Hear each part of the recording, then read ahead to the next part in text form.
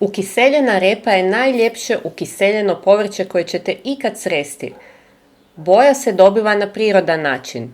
Potrebno je malo sastojaka i malo vremena za ovu savršenu nadopunu falafelu ili vegapčiću. Postupak je sljedeći. Repu ogulimo i narežemo u pravokutaste duguljaste oblike.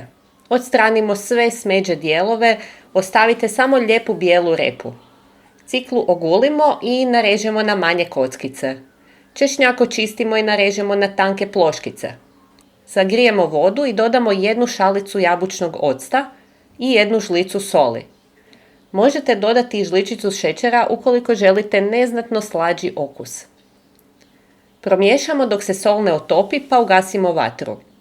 Nije potrebno kuhati vodu jer repu želimo preliti sa toplom tekućinom, a ne hladnom ili kipućom. U čistu staklenku stavimo malo cikle, dodamo repu i malo češnjaka. Tako slažemo dok ne popunimo teglicu. Zatim prelijemo sa tekućinom koju smo prethodno zagrijali.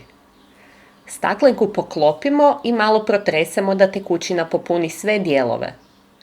Otklopimo poklopac da ispustimo višak zraka iz staklenke, te opet zaklopimo i ponovno protresemo. Možete koristiti i plastiku ili drvene štapiće za ražnjiće kojima ćete pritisnuti povrće na dno, no nije obavezno. Zaklopljene teglice premjestimo na tamno mjesto i ostavimo da se kiseli oko 5 dana.